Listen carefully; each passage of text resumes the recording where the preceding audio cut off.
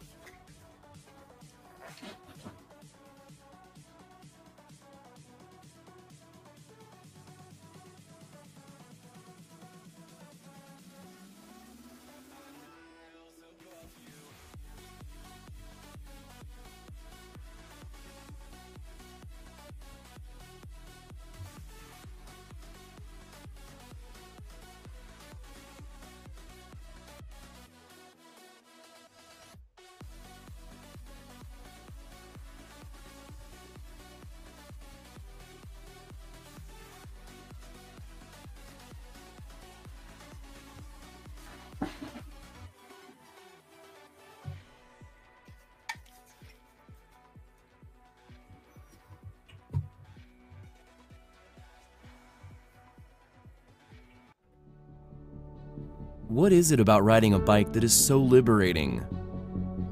What unites us all is the craving for that special feeling. This is what inspired the developers at Garneau to create the innovative, award-winning X-Comfort technology, optimizing comfort to maximize performance and, most of all, the good feelings that make us so passionate about riding.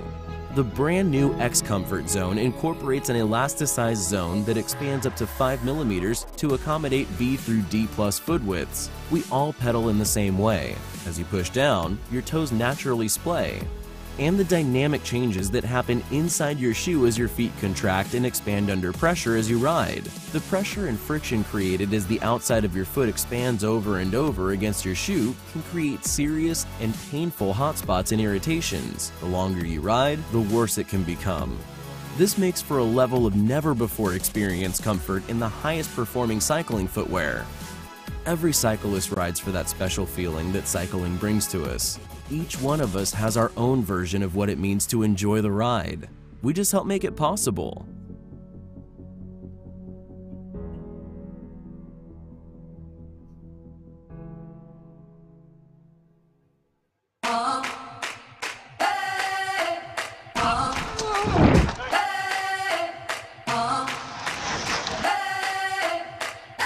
Go down the road. All right, don't throw your arms in the air. Don't do anything crazy. No random shit, okay?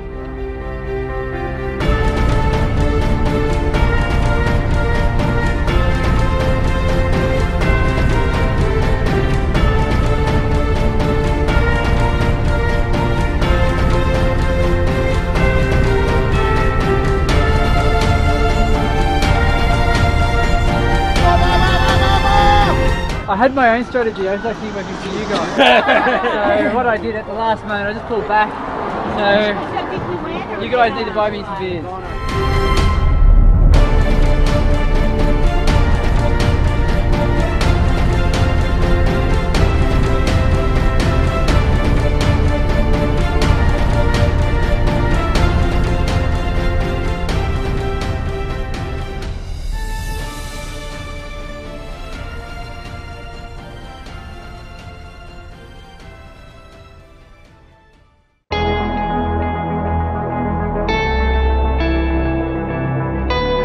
Esports. We love to play. Since the 1980s, video games and competitive gameplay have been part of our Western culture. The video arcade, the Atari, Nintendo, PlayStation, even PC gaming are all part of this rich cultural lineage of play. We play ourselves, we watch, we even compete. What makes an esport? Well, any individual or team game that can be played on a level playing field in competition, whether that's live or online. Still alive! Charm's gonna land onto him! Is he gonna be able to walk away? Baker is still running, still damaging him! There's another time, and expression goes down! While there are half a dozen top-tier esports, more than 100 different titles are being played competitively around the world. Esports break all boundaries. They're played by men and women across cultures and can be played on consoles, PCs, and even mobile devices. Esports are truly a world sport.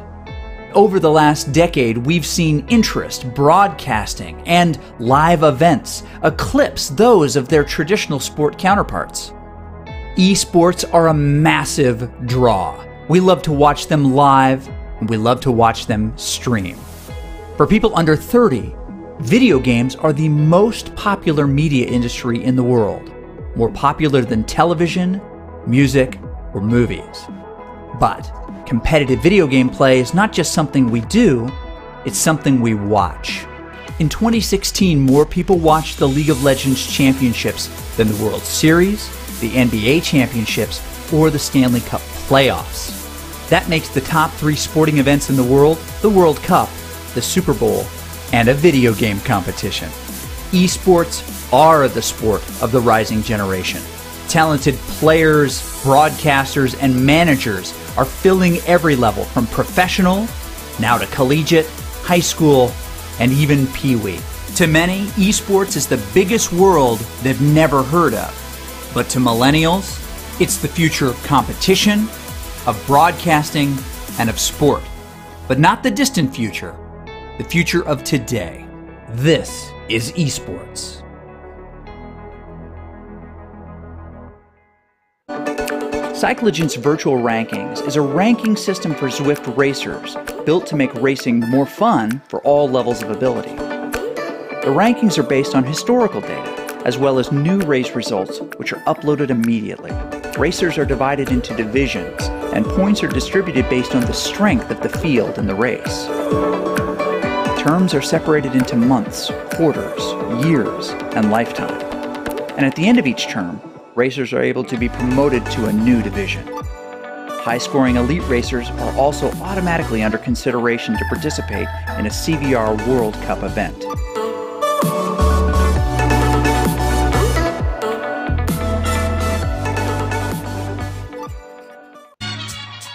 We're on a journey and we're going by bike. Bicycles set people free. It starts as kids when bikes set us free to explore the edges of our neighborhood. It continues into adulthood when weekend rides set our minds free from work and worry. It's the reason why still today bikes are at the heart of everything we do. Through our products, we propel bike lovers forward, be it in pursuit of personal enjoyment or peak performance. Through our business approach, we strengthen our community in Madison, Wisconsin, where we design and build the vast majority of our American-made products. Through our advocacy, we promote healthier, happier, bike-smart communities, both locally and nationally. We set out on this journey the day Sarah and Chris combined names to form Ceres. So grab a bike and join us.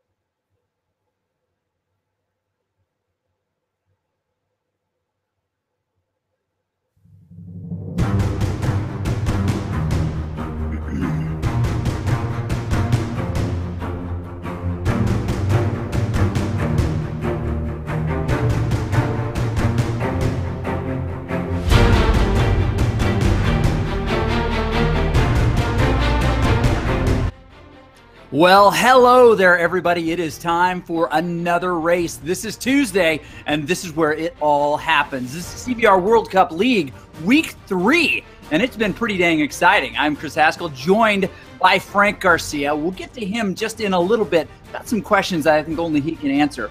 But as we gear up for this, people are approaching and entering that pen, getting ready to launch into this course today, and my goodness, it's a tough one. You've ridden it before, probably, but if you haven't, it may be the hardest thing that London has to offer. There's no epic KOM, but this London 8 course takes you up that brutal climb, Box Hill, more than once, twice specifically, and that just crazy, nearly 500 total meters accumulated over the short time. And as you can see by the profile, it doesn't come anywhere else but that massive Box Hill climb. Now, by yourself, not so hard, but in this Zone G, you got to race against some tough folks, including our points leader right now, Erik Sorensen. Actually, he's in that second spot, trying to take down the man himself, Scotty Weiss. He's not the only one vying for a top spot. Allison Kubota is still in her top spot, but there are a lot of contenders looking to bring her down today. And so as we go into the pen here in Zone G, we can start to see who's lined up. That's right, the SW himself, Scotty Weiss, is in the pen already. Big E, Erik Sorensen from Team Draft. My goodness, they've had a good day.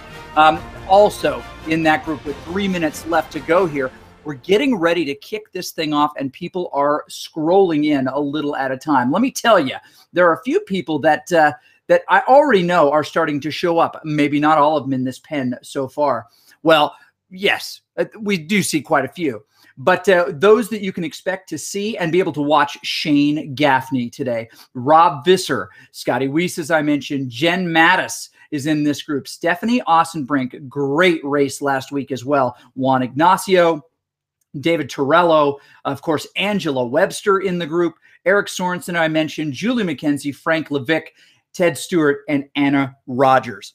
Now, I list all those names for you because those are the people that right now over on cycleview.cvrworldcup.com, you can watch race live. You can pick up to 4 of them simultaneously, including this broadcast, and you can watch them in their pain caves, some of them in their laundry rooms, in garages. Others have really elaborate, sweet pain caves. I'm trying to remember who it is that has the just wicked one, but many of them do. And you can watch them just sweat it out and work it out from their location, wherever they are. Shane Gaffney's on my screen right now, but you can also click over and see some of the other pieces, like the live results that are updated live as we go here. CVRworldcup.com has a number of things, including cycle data. So you can click in on this race. And as people start to arrive, they jump into these rooms here, and you can start to see the groups come together. We expect to see folks like Brian Typin, Callum Brown in this A group, Carl Frichet, the Canadian rider. Very, very excited to see him race today. Jeremy Hunter and James Llewellyn. Very nice to see. Now, you can also try something out there. You'll notice there's a little lightsaber button at the bottom of the screen. If you click on that lightsaber button, when somebody hits the heavy heart rate, you can actually hear that heart rate go off. It's kind of cool. More to come on that a little bit later.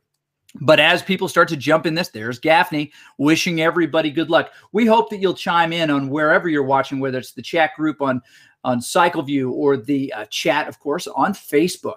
A lot of people jumping in. We see Neil Stewart. We see Jeffrey Creel in that group also. We see Johnson Brown. There's a massive thing there. I'll have to read it later. It'll be dinner time reading, I would assume. But it is time for us to go, and it's about ready to start. Okay. In this pen, we see the group getting ready to kick this thing off. 19 seconds to go. I'm surprised there are a few others. Type in reminding us power-ups allowed to the start banner. Then no. Oh, then no? That question mark. It changes kind of the context of the whole sentence. All right. As we kick this thing off, the gate is going to drop and things are going to go crazy for a little while. But don't panic unless you're off the back, or maybe you should panic. Here they go. On board with Gaffney. Shane Gaffney right now wearing that ODZ jersey. Another ODZ racer today. We've seen a lot out of them today. We've also seen quite a bit from Team Draft and a little bit from Team X. And we'll talk about those. But of course, this is the race. This is the zone you come to for HPP. You down with HPP? Throw the answer in the chat on Facebook.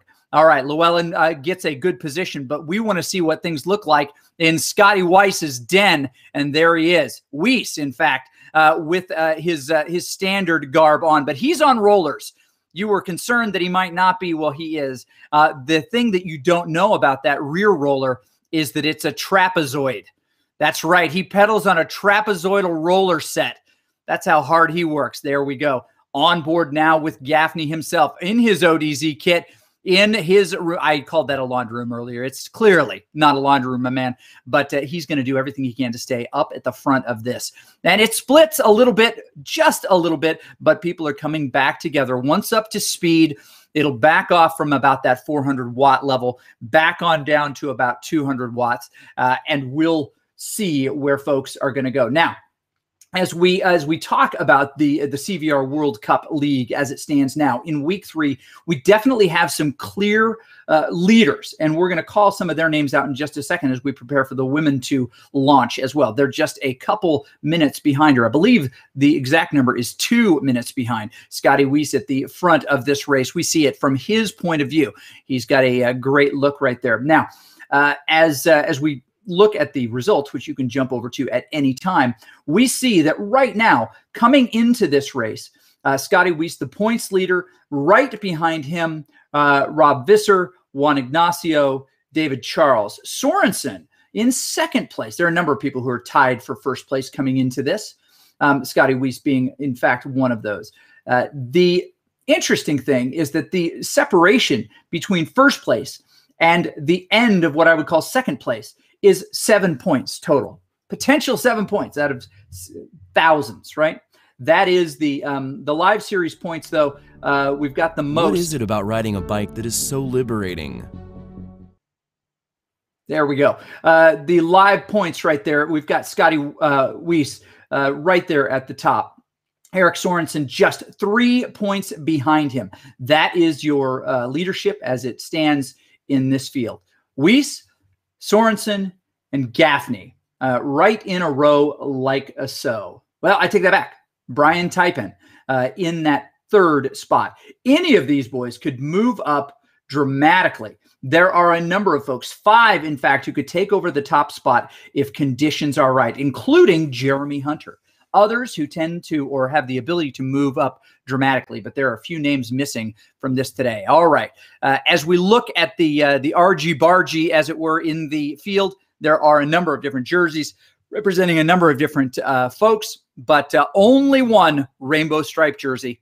Little bit of a kick off the front. Oh, this is Rhonda Stickle jumping out of the gate as the women start. Allison Kubota just behind her and Angela Webster, followed shortly by Stephanie Ossenbrink, and of course, Katarina Weiss chasing just there. Now, Anna Rogers from Team Fearless jumping in today, and Claire Laflamme also from Canada. Of course, she's from Canada. And Benevente, also a Vixen rider. We're seeing this matchup between Vixen and, well, there's a couple of Vision riders here too, but Vixen and Team Fearless, and of course, Team PTZ in different zones fighting it out. Amy Fowler is in this group from Team PTZ.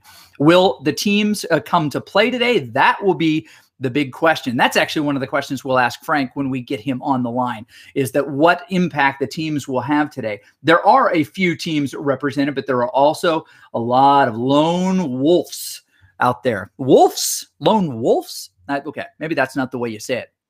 As we look at the course in front of them, they're going to climb nearly 500 meters today over the course for the fast ones of about an hour, which is not that much, really, if you think about it, but it's not very steady. There's a little bit of this rollery stuff in town where people are going to be just trying to maybe set the pace where they want it, not let the pace blow up completely, but also maybe try to take advantage of little opportunities. We saw some driftaways happen. We saw a cagey move by Chris Beck in the previous race. He was actually racing for a teammate. Turns out that he was going to get off the front and never get caught. That was an exciting, exciting event.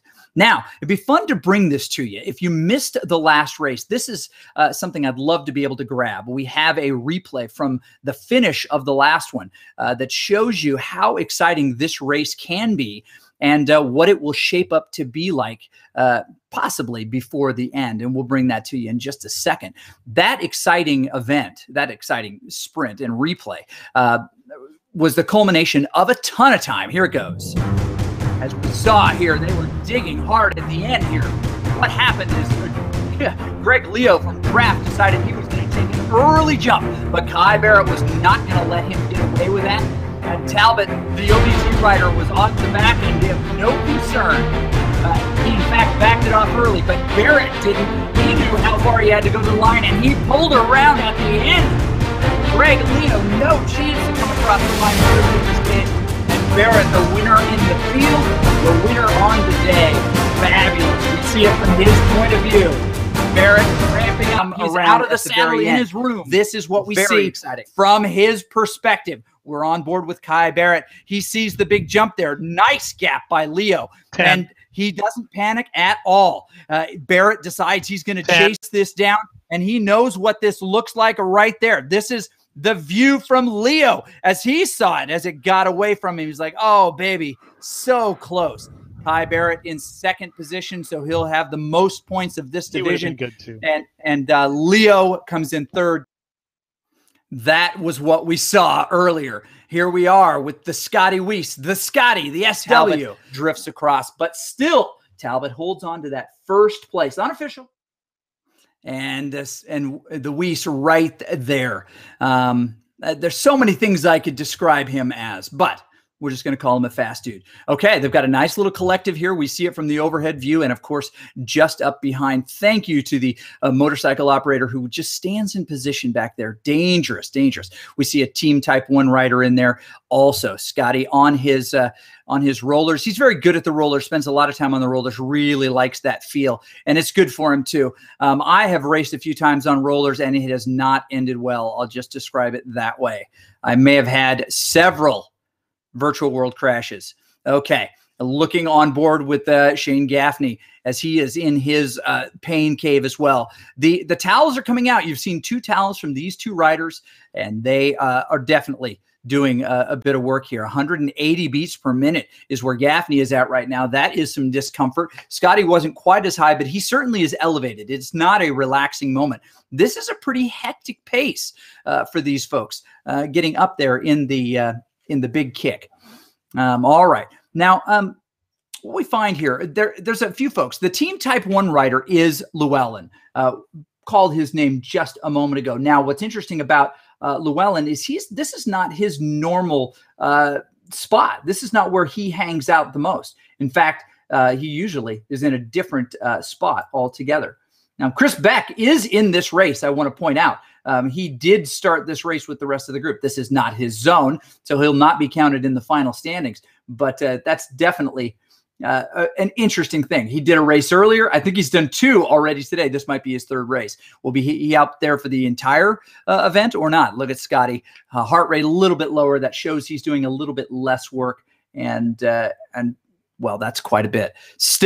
Still holding just under 300 watts at 152 beats per minute. He and I are not equals in that capacity. All right.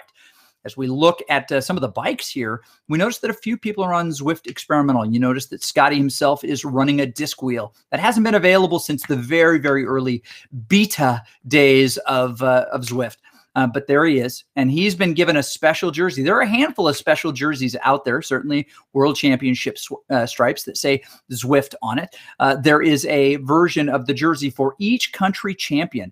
And I'm trying to remember if we have some of those champions in this field. I think we have at least one in our women's field, possibly two. I believe we have the Canadian national jersey as well. But these guys are starting to push through. Looks like a traditional crit to me. All right, as we jump back in with the women's field, we see Rhonda Stickle right there on the front. Wearing the Vision kit today is Allison Kubota. If you look down, you'll see a flag on the back of anyone who is the national champion of theirs. Now, looking on board now with Stephanie Ossenbrink, she's got her camera set up and streaming in full glory right now, hanging on to the back of this group. She did a great job early in the series this season, and she's riding strong right there. Look at those bars. Very, very cool. She doesn't bother with the J bars. She kicks it up a notch with a like sweet mountain bike style. I'm going to guess knobby tires, probably not actually knobby tires, but that's just the way it goes. Rhonda Stickle hanging out there. Anna Rogers still in this group, although she was in a spot when she kicked off. But missing out of this collection, folks like Claire Laflamme, right? Lindsay Hewitt. She's not the only one who's missing there. That is a tough spot to be for these women. Anyway, as we jump back in with Allison Kubota, she is the champion that you know so well. She's been in a number of things. Alana Benavente is one of those in here. Elena, excuse me. Nope, I said it wrong again. Anara Benavente, Angela Webster, the two Canadians trailing this group right now. Stephanie Ossenbrink and Rhonda Stickle, the two Canadians leading this group right now. Looks to be about 10, 11 seconds between the next group, but that is not inescapable. I mean, right, you can get caught in a situation like that. Anna Rogers in that B group or B category, but up in this group doing a nice job. Heather White, Laura Hewitt, and Claire Laflamme, who I mentioned just a little bit ago.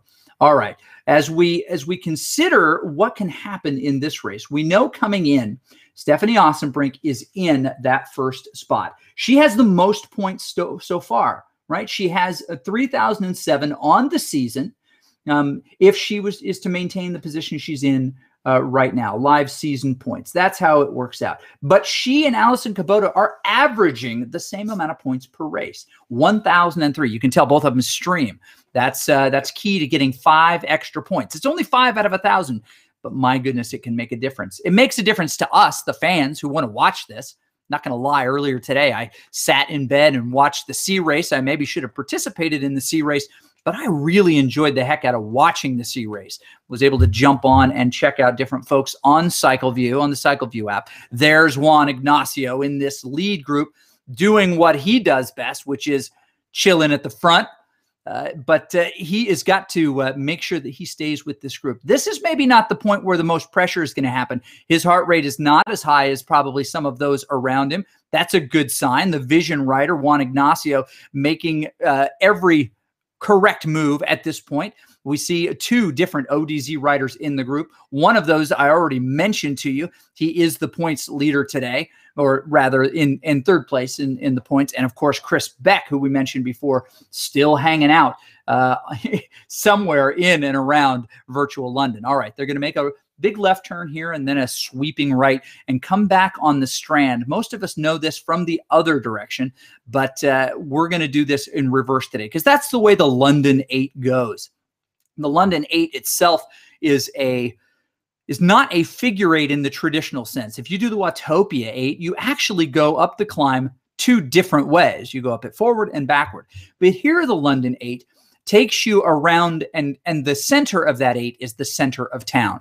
And it means that you end up going up the hill the same way. So we're going to hit Box Hill Traditional both times. Be interesting to see if a course is ever developed that allows you to do that. Back on with the women.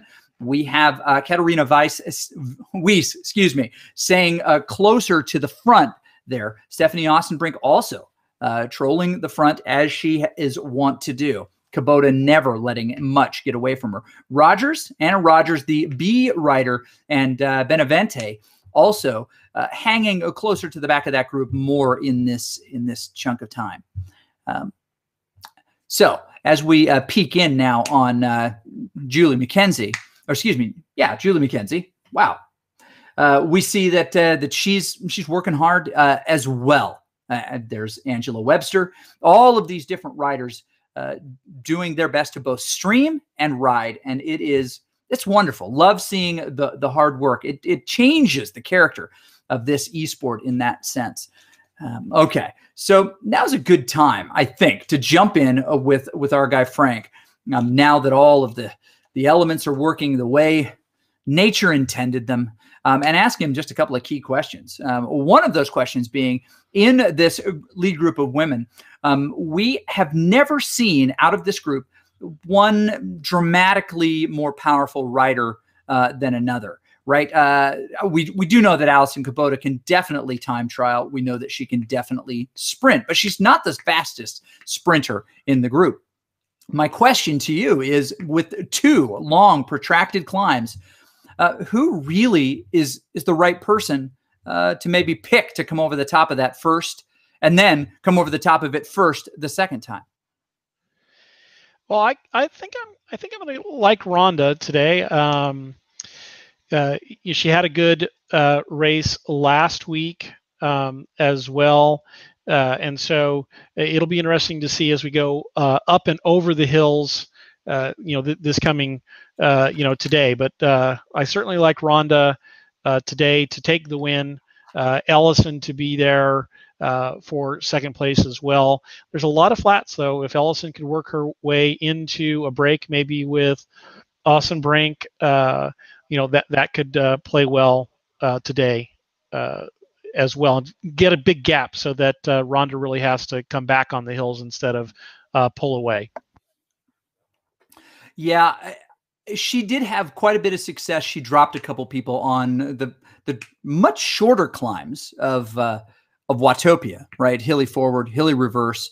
Both of those were much shorter and much more comfortable to kick up. I mean, they're never really comfortable, are they?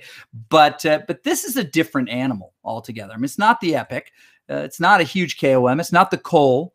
But it is a prolonged ride up that and holding those heavy watts. I mean, you think about reverse KOM, we're talking really kicking it up around the corner, but the rest of it is manageable. It's hard, it's up, but it's manageable. Coming up at the forward way, clockwise, as it were, is one of those that's quite a bit different. All right, checking in with the men.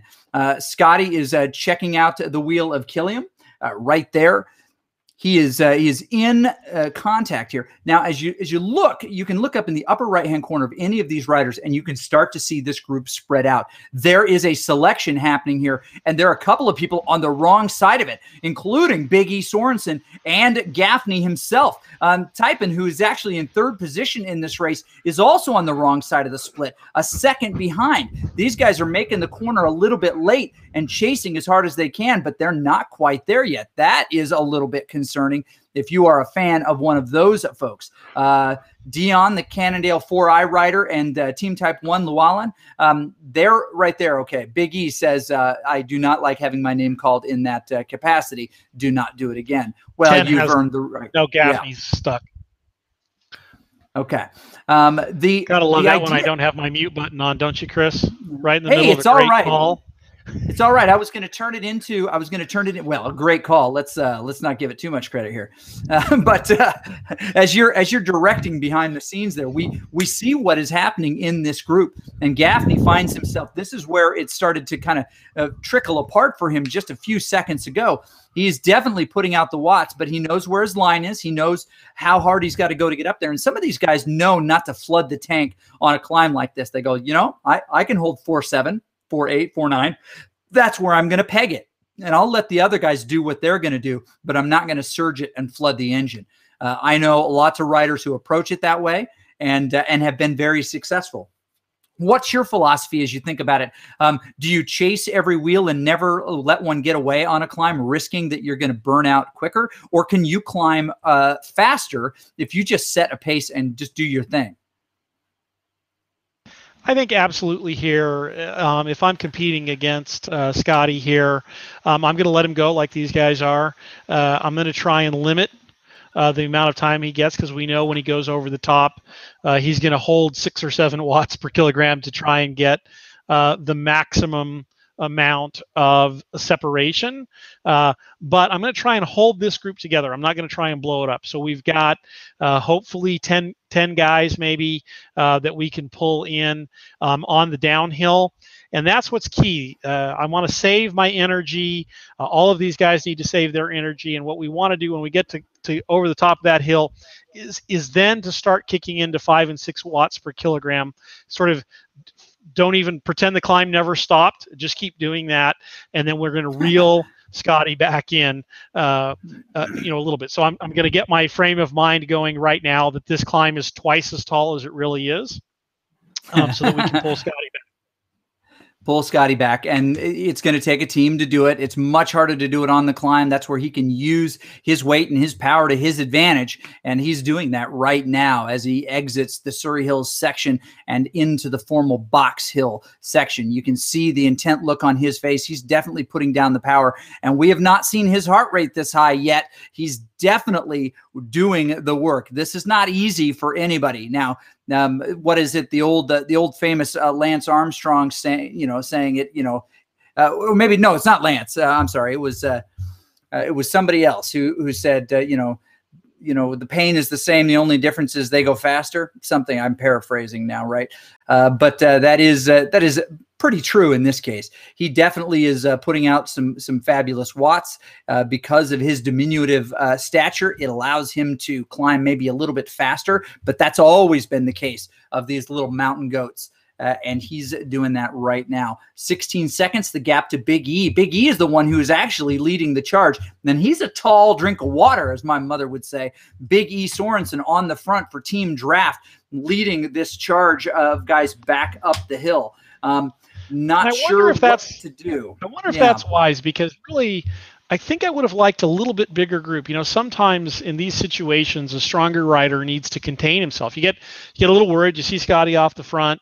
You definitely want to pull him down, pull him back. But what you really need to do is stay together as a group and think to yourself, we're going to pull him back on the flats. But if you blow the group up and instead of 10 guys, you have 3 or 4 guys at the top, 3 or 4 guys catch Scotty, who's going to have a significant gap at the top. That's no easy chore. 10 guys, no. Now we have better aerodynamics. Now we have more guys into play. So I think sometimes you just got to, roll the dice and hope those guys will work with you and kind of keep them all over the top. But it'll be interesting to see how it plays out here. Big E's got a big engine, and maybe he thinks he can wear Scotty out and chase him down with just 4 or 5 guys. And he might be able to do it, but I think you're going to need a bigger group than that. This might be a Scotty Weiss day where he just escapes, and here he comes up, and look at all of the people that are just such Scotty fans right there by the side of the road cheering him on. I know it's really loud up there at the top. Wait for someone to hand him a newspaper. He'll shove it in his shirt. Maybe we'll have to coordinate that at some time with him. Okay, comes up and over the top, and you are right. Does he let up? Does he soft pedal? No, he keeps it going. He's backed it off just a hair here because he wants to be able to grab maybe a sip of water. Looks like he's holding on to the team car there, pulling him along. Boy, Commissar sees that. He's going to get a DQ. No, or relegated. Probably not today. There's no team car there.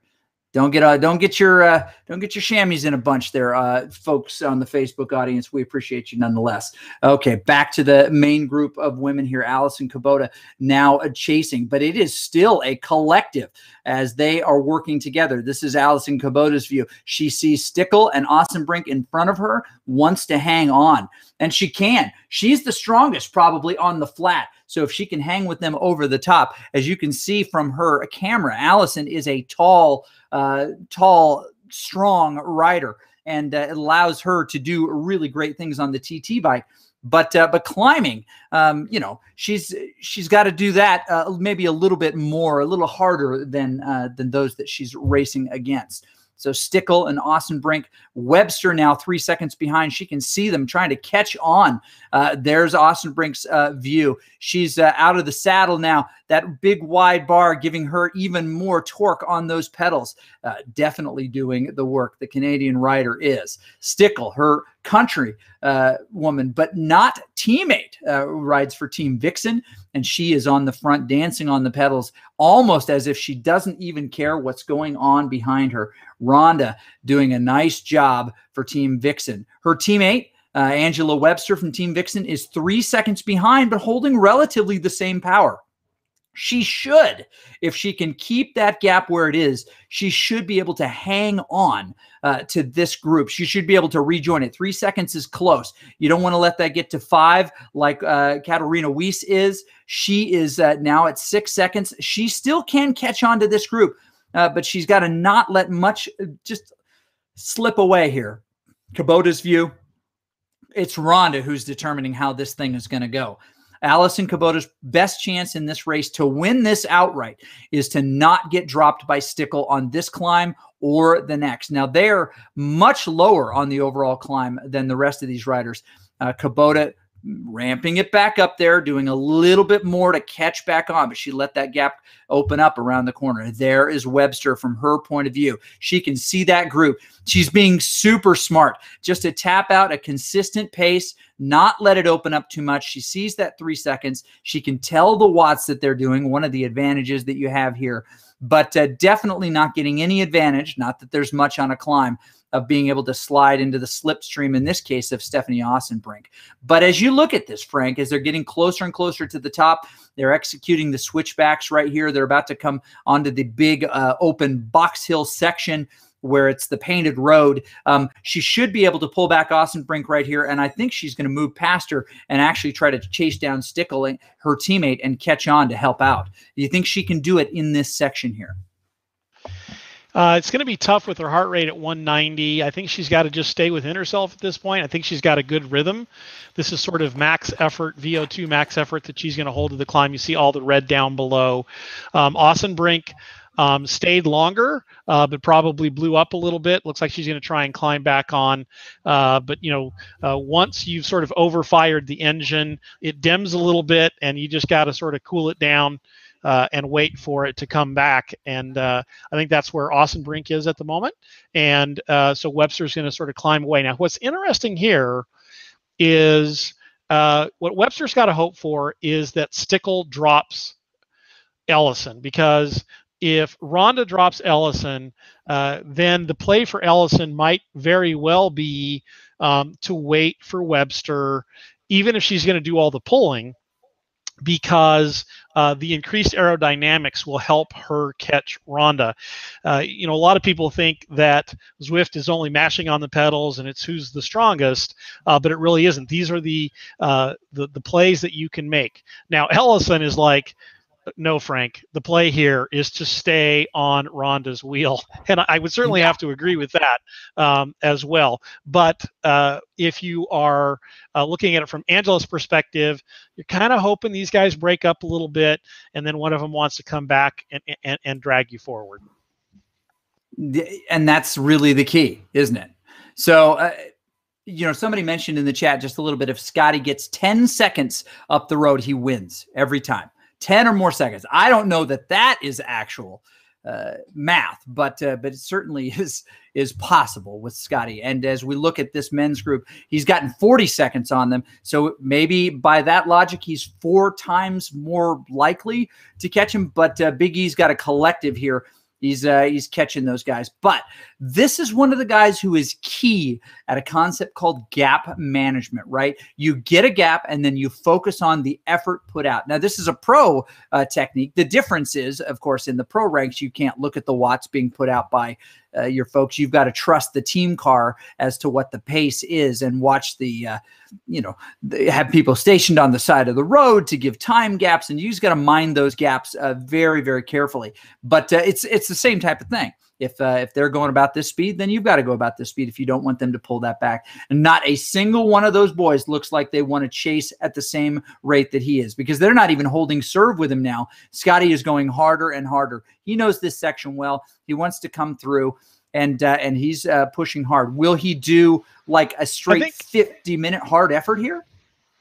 I think what he's doing here, what you see is that the time gap was actually starting to come down a little bit.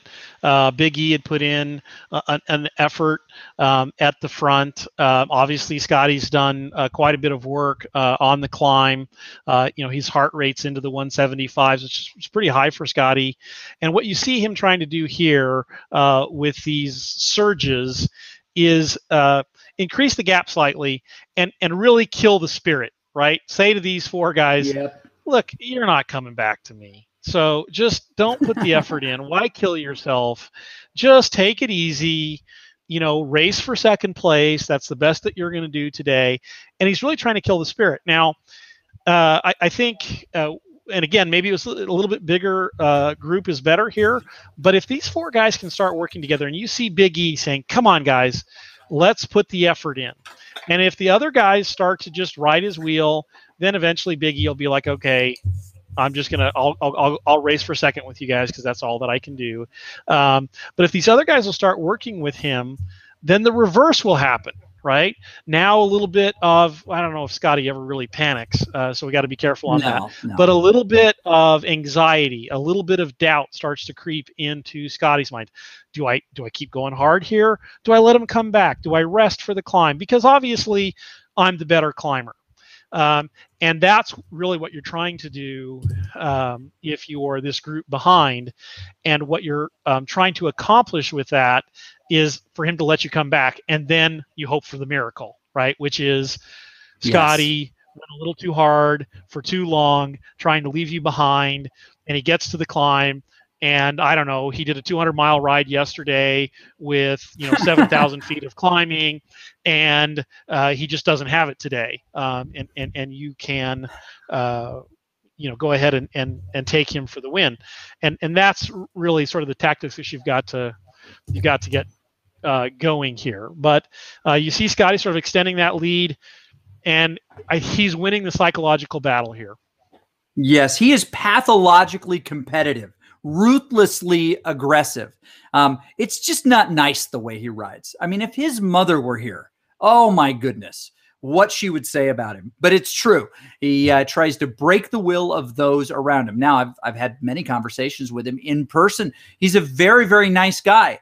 But when he touches the bike, it's like his eyes roll back in his head and those beady little laser beams come shooting out instead. He's a different kind of guy. On the descent, Kubota made it over the top with Rhonda Stickle. We were concerned that might happen.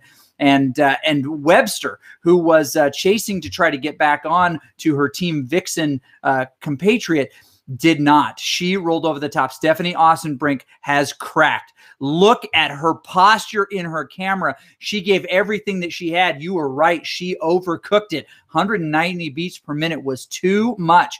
She got passed by Webster. Benavente also. Katarina Weiss is going to probably catch her shortly here. That'll be good for her to have someone to work with. Now, this is now a Rhonda Stickle and Allison Kubota event. Maybe Webster can pull them back. And it looks like she's trying to. She's trying to keep that watts per kilo a little bit higher as she comes up and over. She's also in a section, I believe, right now where she can do exactly that. But she's doing her work right now to try to get the speed up as high as she can. And actually, she's got a couple more miles per hour on them. She needs a little more light in her room, I think, is Angela's, one of her main problems. She needs to soak up a little bit more energy from the light in her room so we can see her a little bit better. Vitamin D, Webster, vitamin D. That's what you need. No, but she's been embraced and wrapped in the darkness. This is her dark place. Look at it. The world is dark. Her camera, her room is dark. Her bibs are dark. Maybe that's not for the same reason, but yeah, it's dark. But she is maintaining the effort here, which I think is just awesome. And you got to maintain the effort for two reasons. One, you hope that Rhonda and Ellison want to take it easy on the flats, because remember that Zwift terrain tends to dictate how hard people go. So you're hoping they're going to back off a little bit. They want to take it easy. They're competitive on the next climb. They each want to save a little bit for the next climb. And so you can just maybe hold 3.9, 4.0. It's hard for you, but it's something that you can do for a long period of time, and maybe you get to pull back. Now, they're at 24 seconds here. It'll be interesting to see how that plays out as we go. That's going to be a hard thing to pull back because you've got Rhonda and Ellison, both very capable of holding those sorts of powers as well. But they've got to be motivated. Sometimes if I'm Ellison and Rhonda, I'm like, Angela can come back. I'm not. We dropped her on the last climb. We'll drop her on the next climb. So we can just take it easy. And usually that is the case. And so you factor that into your tactics.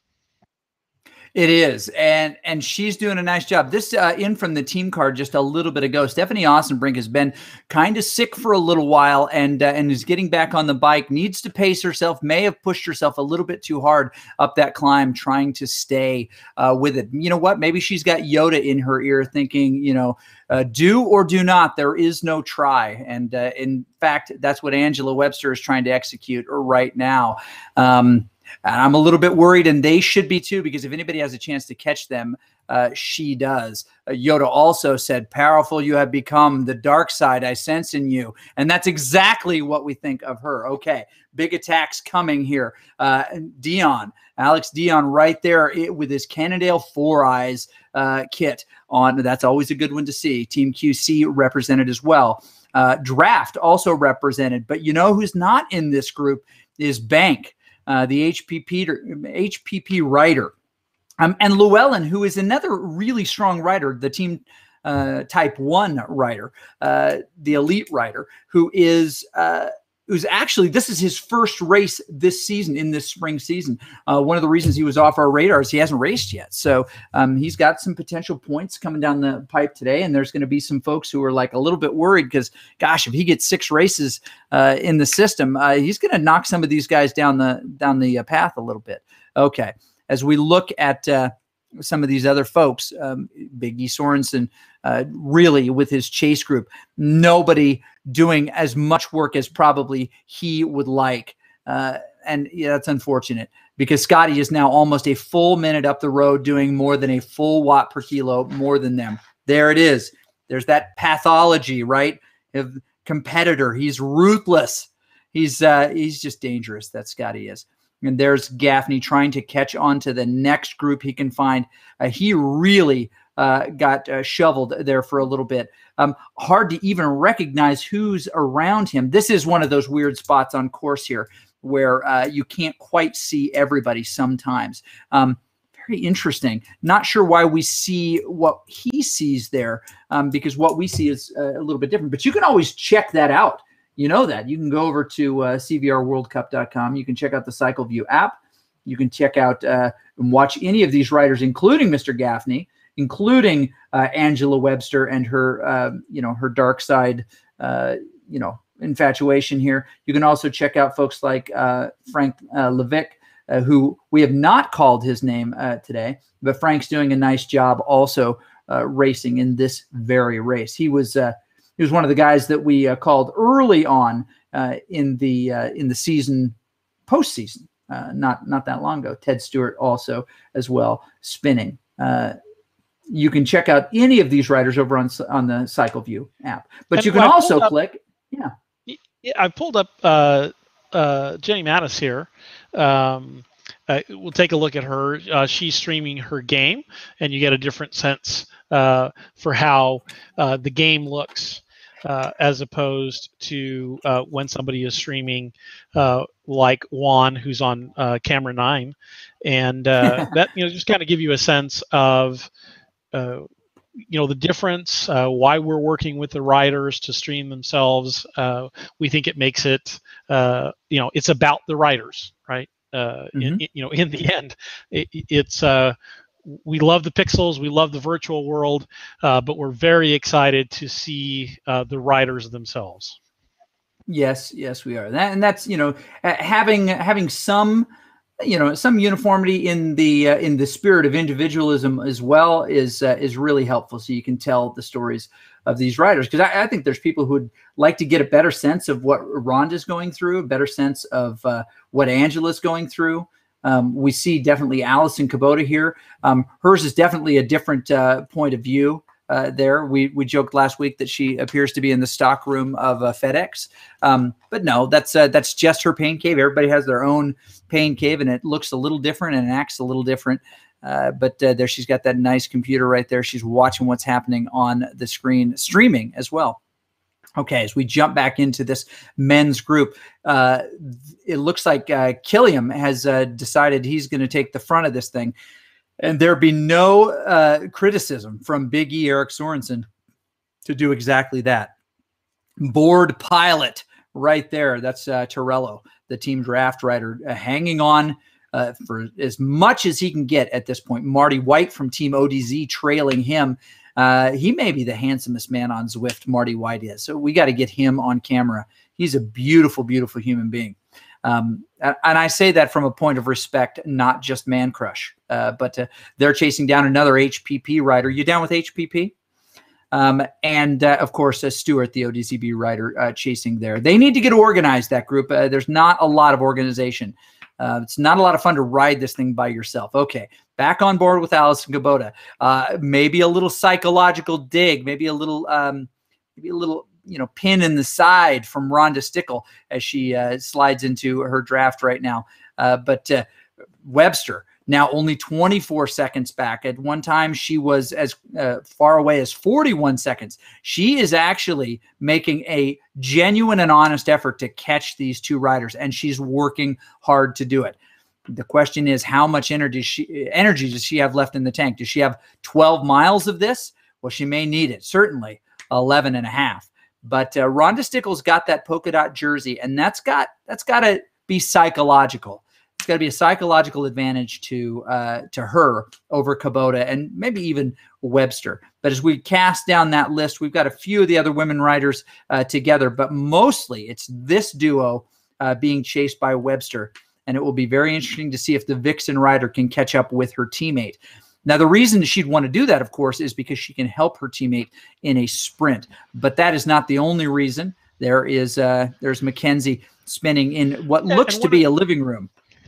Yeah, and this is great. This is one of the great things about Zwift. You can, ride from anywhere. We often see people riding from hotel rooms. One of the things I wanted to point out here, we're working with all the riders all the time. And if you're not seeing yourself on stream, you guys are like, you guys love Ellison and you love Ossenbrink and you don't love me so much. As you can see here, we're getting a little bit of what I call the glitchies here, a little bit of start-stop, which has to do with internet settings and internet speeds and all that sort of stuff. But certainly reach out to us if we don't seem to be sort of featuring you on stream. It's often because of this behavior, and a lot of people find that a little bit harder to watch than nice smooth stream. So we'll certainly work with anybody to make that happen. We can reduce some quality settings. There's a number of things that we can do, but just to give you an idea, if you're for instance Big E, we really want to pull him into the stream here as well, because obviously he's in second place and very competitive, but he sees a little bit of that as well. So just kind of wanted to point that out. We will work with you. Just give us a shout out on our Facebook or hit our help desk. Yeah, the help desk, there are actually people that will help you work out these details. That's pretty awesome. Pretty awesome. A lot of people cheering. Lots of folks cheering in different places, including Facebook today, which is nice. There's Allison right there. Lots of folks doing some interesting things with their cameras. You're right. In your mind, what's the do you have an example? Do we have an example that we can bring up of what might be the ideal or close to the ideal frame? We've seen it a few times today. I know that a great frame is out there that people can check out when they choose to. But really, you've discovered, I think, what an audience of people who don't necessarily get bike racing but love to watch people race esport, what it is that they like. Yeah, we'll show you one that's very close to ideal. This is Frank, and no relation, just first names are the same. But okay. And we'll see, probably his aspect ratio is a little bit off on his webcam. It looks like maybe it's a little bit squeezed here. But other than that, this is sort of the ideal template. Now, a couple of interesting things. He's using the CVR World Cup template, which we provide to people should they want to use it. But we can also overlay this starting next week. So if he wanted to have different tops and bottoms in terms of his own logos, his own colors, that sort of thing, then we have the opportunity to do both of them. He might have some sponsors. He's wearing a Coca-Cola jersey as an example here, and that gives you a sense for. That way we can do both. We can use our branding and we can use your branding, and that's what we're looking for in terms of working with people. The other thing that it does I think really nicely too, is it lets people who may not be familiar with this esport, certainly not familiar with physical esports, actually get to know a little bit more about the athlete and to see what they're doing, right? To see them, to get to know them, to see how difficult this is, because you see a gap open up with someone like Scotty. And they're like, well, why isn't Eric chasing it down? Well, why isn't Killiam chasing it down? When you see their face and you see the pain and the sweat and everything they're going through, you know why, right? You can tell that there is a dramatic difference between somebody who can wear the rainbow stripes and somebody like Big E Sorensen who someday aspires to wear the rainbow stripes. There's a difference, right? And other times you can see, somebody being broken by this. It's a wonderful, wonderful thing, but hard to do. When you're about the size of a postage stamp in the bottom corner. Yes, it's apparent that somebody is writing, but who is that person, and are they? How hard are they working? So I've really appreciated watching Scotty do his thing. I don't think he's going to let them come back. Maybe he will. He certainly does like to take sprints. We saw last week his unique style of ramping up, right? Where it's a pro style. Not everybody uses it, but they kick back, into just a huge gear and then start at like 20 revolutions per minute and just ramp it up. But you can see that because his camera is prominent in his display. And that's one of the things that makes these really, really fun to watch. Other esports don't give you this kind of access to the riders. So lots of interesting commentary happening here. Lots of people cheering on Jeremy Hunter. Again, more love and encouragement for Stephanie. It's great to see people cheering her on. Now, these folks today are watching on Facebook and, of course, over on the CycleView app. Quite a few people watching on CycleView. People like to be able to select their favorite riders and to do that thing. Some people, quite a few watching Juan and folks like Allison. Allison's always got some fans, but you can actually give a cheer for your favorite rider, can't you now? I'm actually going to give this a try. Should I give it a try while we talk here? Why don't you tell us about it? I'm going to cheer as myself. Maybe that violates my, some kind of impartiality here, but she is one of the folks that can do it. But people can actually cheer for these riders, contribute to the prize pool for this part of the season, which is great, and actually contribute directly to the rider, which is fantastic as well. Big E here is making a little bit of a break from his two companions on the flat section.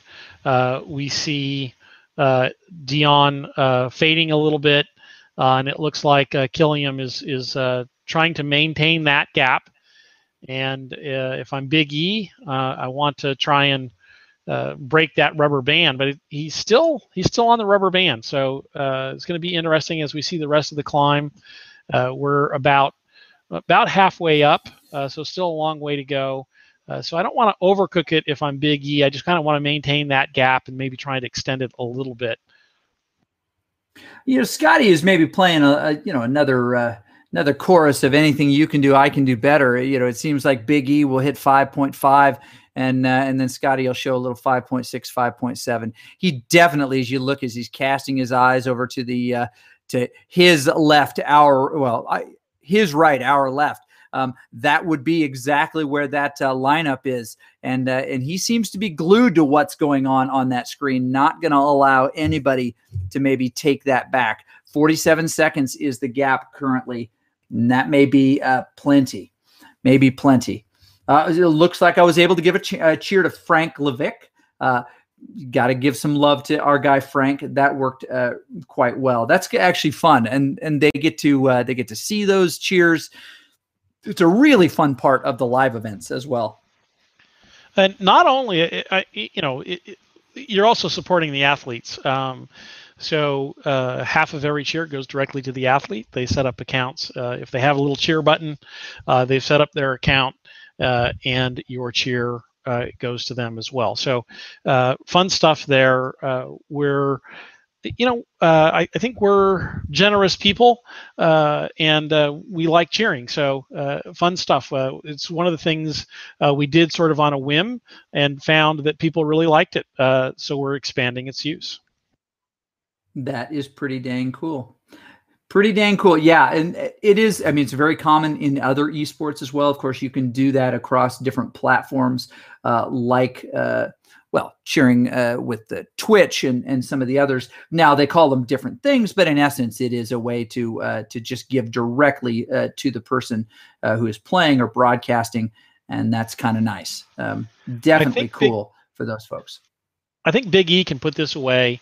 He's got a 5-second gap. He's hit the flats here at the top, or not quite. He says, Frank, I'm still on a 5% grade. It's still hurting the legs.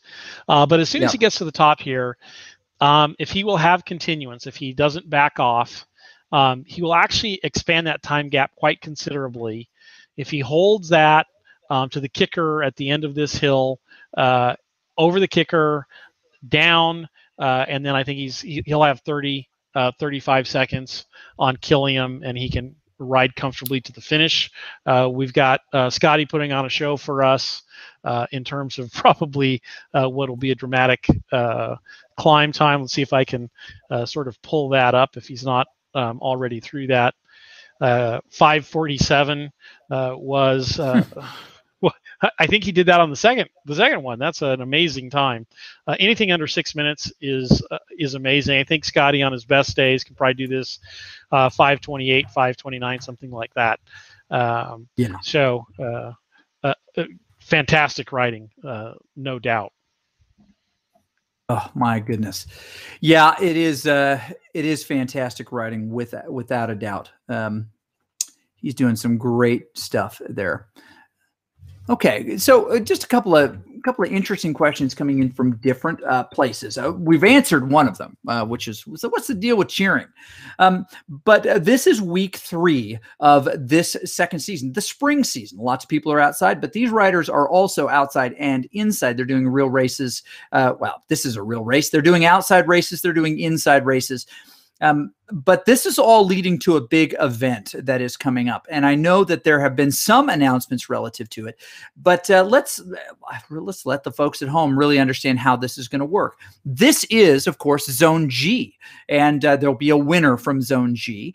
And that winner will be invited to this event. Do you want to tell people just a little bit about how we know what elements are going to happen and maybe what are still being determined?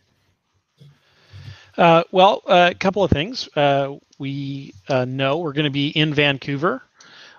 We know that the prize purse top line to the winners of the elite bracket will be bigger than it was. It's one of the things that we're, as we build this professional league, a new professional sport, physical esports. Cyclogens is physical esports. We're getting into, wanting to put more and more excitement into the game, and so we're constantly building momentum. And if you think about other esports, that's how they grow, that's how they roll. It's part of what makes esports exciting. So that's a couple pieces we know about Vancouver. We will be taking the winner of each zone in the season, gets a ticket, a golden ticket, as people started to refer to it, to the event in Vancouver, and so we're excited to see it. So that's what this season is all about. That's what the regular season is all about. There is a postseason that gets a couple more bids going as well. Just to take a moment here, and I think Eric's has cleared the top. Looks like the men's race is sort of settling into Scotty in first. Big E, Eric Sorensen in second, and it looks like Killiam's going to bring along third. Now, maybe Killiam can bring back Big E, but that's going to be a hard thing to do, because that gap's going to grow here. And he is a fit athlete. His stuff regenerates quite quickly. He may also be part vampire. We see a little bit of back and forth going on here in the ladies' race. I think the ladies are going to stay together. I think we're going to have a sprint finish here. Rhonda says, "I don't think so, Frank," and Ellison's hoping I'm correct. So I think this is developing into a very interesting race as we go up the final climb for the women's race as well. It is. To your point, we have this interesting question I'd love to get your opinion on. Johnson Brown mentioned, love the idea of what CVR is doing, but he mentions, and maybe this is a concern of a lot of folks, however, with the increases of the idea of making Zwift an esport, where more and more professionals and teams are taking part in these races, is Zwift going to become a platform for the pro racers and forget about the cyclists, right? It has always been, this group of people that are just fabulously fit athletes, but this is just one thing they do versus the only thing they do, right? These are folks that are, we had the fastest accountant on Zwift, of course, in Los Angeles, and he showed that he could not only hang with, but beat a world champion in triathlon on the bike. And so I have some thoughts about this, but let me gather yours first. Zwift is the road.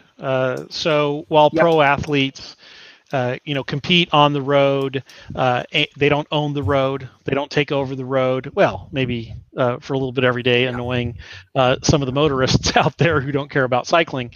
But I think the same will occur in Zwift. So you'll have, professional leagues.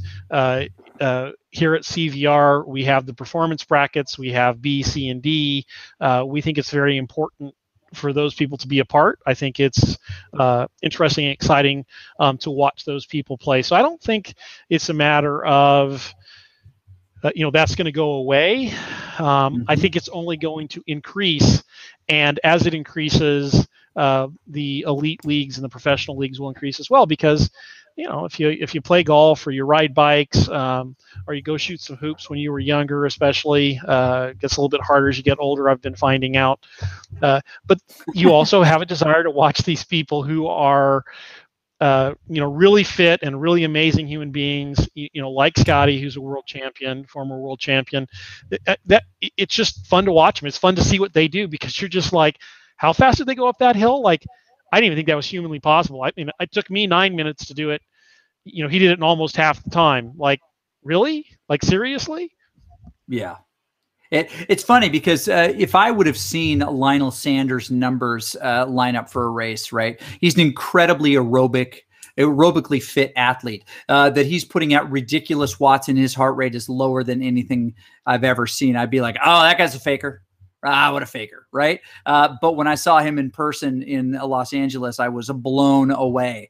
Scotty is another one of these guys who you just don't think, his legs aren't massive. They're incredibly toned. He doesn't look, to be the person who could wear rainbow stripes, yet he is. He does something that we can't do. And it doesn't matter what the game or the sport is, that is compelling to watch. So my other answer to that question, and I think it's a good one, it's a great question, is that one of the things that's happening right now is that it is exposing that just being a professional, being on a professional team is not the only thing that makes you great. Now, some earn those places. Scotty's about to finish right now. He sits up. He zips up. He shakes his fist. He's excited. He's won another race. Yes, it's good to see him put out some enthusiasm there. Oh, there it is with the X. Another one down. Scotty comes in. Now here will be the interesting part. 58.09.9. We'll be able to look back at the races and see if anybody has done that faster today. I don't think anybody has. We'll peek at it. You can too. Hey, if you're here, you want to just jump over to the Cycle Data app and tell us what's there. Big E stopped on the road right there, finished also right there. Very, very good. Allison Kubota unhinged a little bit ago from Rhonda Stickle, not able to stay with her. I think we're starting to see the way that this women's race is going to shape up.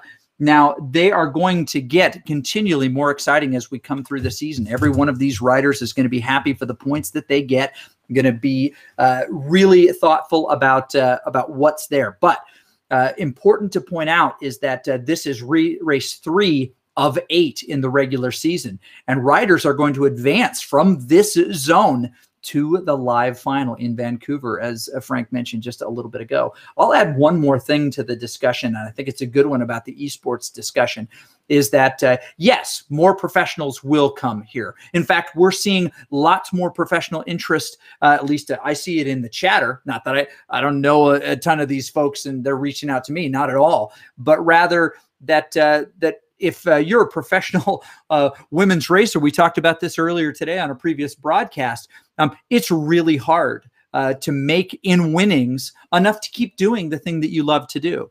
But in virtual racing, in esport, the fact that it brings in a completely different character of audience, right? They're not standing by the side of the road. They're not waiting for a brief glimpse as you sprint through town. It's not even like a cyclocross race where you have to wait, 2-3 minutes for them to come around again, shake your cowbell, and they're gone. Then those are great. But a virtual race, you can tune in and watch these riders. And with CycleView, you can watch the riders you want to watch as well. That is something special. So yes, more professionals will get in. But you know what we find as more professionals get in? Folks like the fastest accountant on Zwift can actually beat a professional. If the conditions are right, that you can be an amazing athlete and have a career and be a dad and do these other things that are much harder to do maybe if you are just a full-time. Scotty's a great example, a guy who probably, well, not probably, is beyond the standard age of a racer, right? He can't live that lifestyle. He's got a family. He's got children. He wants to be with them, but that doesn't mean he has to give up racing. In fact, he's shown us today that he can just torture people. Okay, Rhonda Stickle coming up and over the top. She's going to see in just a moment all of the people cheering her on. Yes, they are fans for her, still gathered at the top of this climb. She'll come under the banner, and that will complete. And we see why she's got the fastest time up this thing today. She is dang fast. Behind her now 46 seconds. It's only going to get bigger at this point. Allison Kubota, who has really resigned herself to that second position. And that's going to be okay for her today because she's still going to get great points in this women's race specifically, which you can check out over at any time on cycleview.cvrworldcup.com. I may have mentioned that. Maybe I failed to mention it. But Rhonda Stickle doing really fast turns. Her race time right now is about 1 minute and 2 seconds overall, but she's got even more time. The gap now more than well, just at a minute right now on her compatriot. In the men's field, Scotty got that 58.16. Eric Sorensen 58.8. We may have missed something big there with a big sprint at the finish, because by my standard and how surprised we were to see those two there, maybe we talked right through it, but Eric managed to pull back a ton of that time. Maybe Scotty waited up for him. Do you have any more information on that? That is a shocking minor, barely over a half-second difference between Scotty and Eric, when what it was at one time a 45-second gap. I think must be an issue in telemetry, and I'll have the guys take a look at that. But no, he didn't pull that closely back there. He was still still quite a ways Scotty put his hands up. We've watched Scotty put his hands up and realized that's just a couple of seconds behind. Rhonda descending here down this like a bat out of Canada. We got a lot of folks that love Canada in the chat today. Go Vixens. Well, yeah, go Vixens. It's a great group, the Velocity Vixens. Fox on everything. They've even got tattoos. Did you ever put your tattoo on, Frank? I never did put my tattoo on. I have to admit. By the way, Chris, earlier you were talking a little bit about Zwift. I was talking a little bit earlier about the road and professional and all of that. I think this is the power of numbers. So one of the things that I find interesting, and we proved this time and time again. We certainly proved it again in LA, is that a lot of people who are amazing athletes don't want to give up their entire life to be a pro athlete. And that's one of the major areas that we're looking to change. And so you get a Matt Gardner or an Adam Zimmerman, and these people, you mentioned the fastest accountant on Zwift, and I think you normally refer to Matt as that as well. But here's the thing: you have these amazing athletes, but maybe they didn't have the right coach. When they were young, that had the right connections to get them on a pro team, or maybe they just didn't have any interest. My son, when he was young, I thought he was an amazing soccer player. Could have been dad bias, but I think he really was an amazing soccer player. And he said, "Dad, I'm trying to get him to go to schools, and we're talking to schools, and we've got pro coaches talking to schools, and I'm so psyched." And he's like, "Dad, I don't want to travel. When I go to school, I want to focus on school," and he was taking some hard majors, so I couldn't necessarily say that you have time for soccer, and he just didn't have that desire.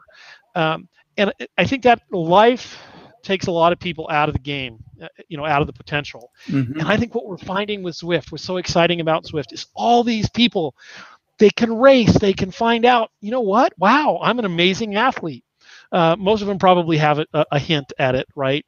But you get on here, and it's just the power of numbers. We have hundreds of thousands of people racing from their homes, finding more time to be able to work out, because you can just hop right on. You don't have to, drive to the bagel shop, wait 15 minutes for everybody to get there, ride out, come back. So you can actually do the kinds of efforts and whatnot to really tap into your athletic potential.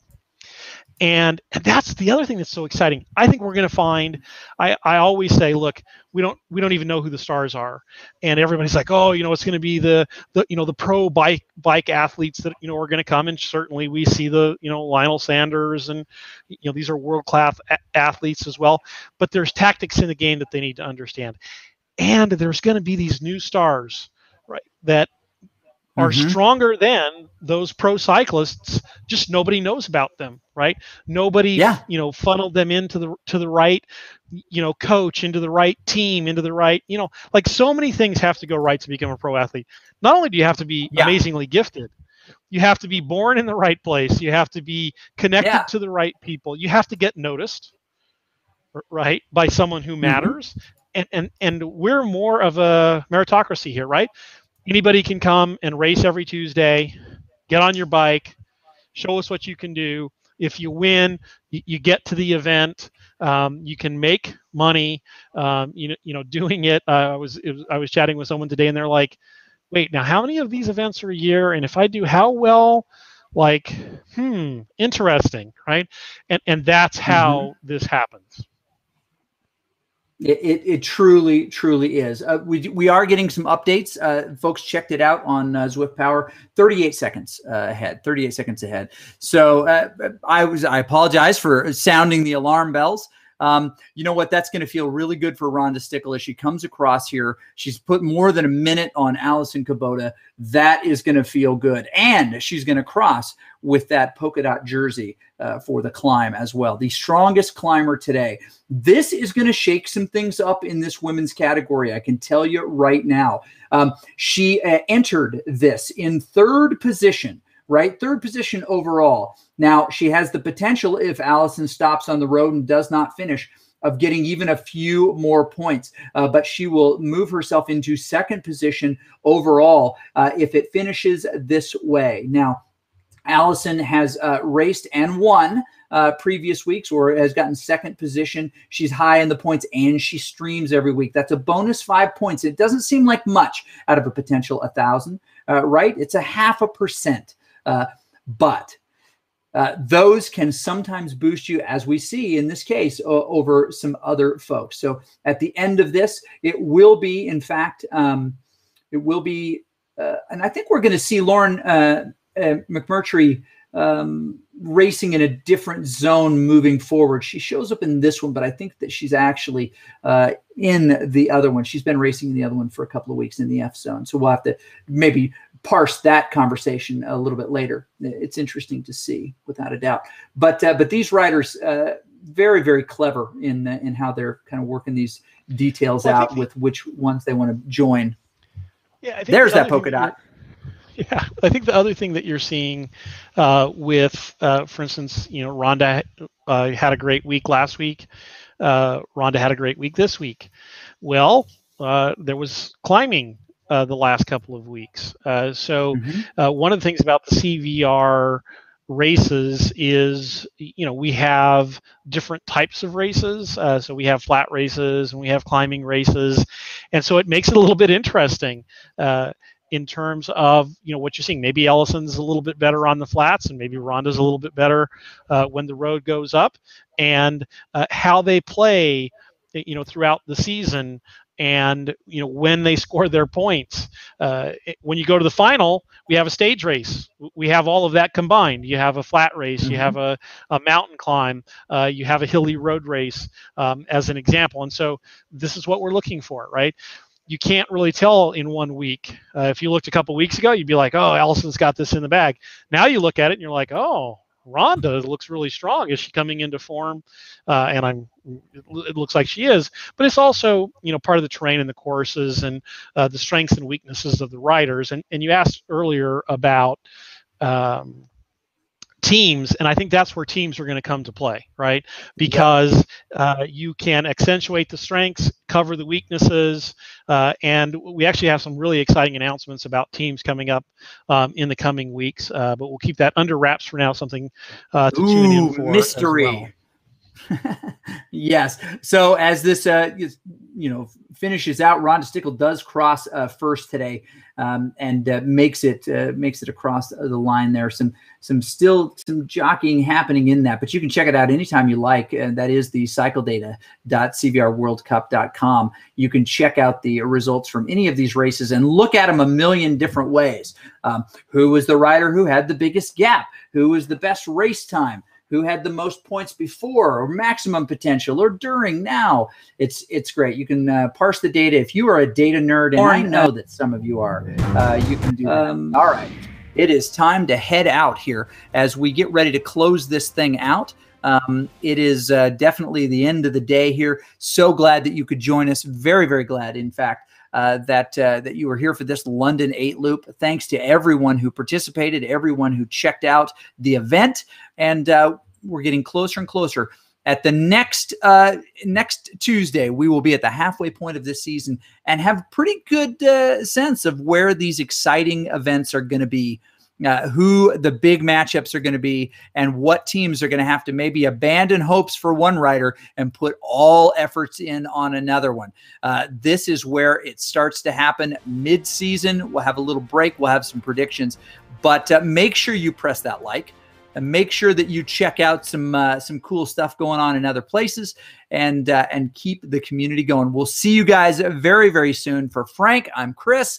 We'll see you next time.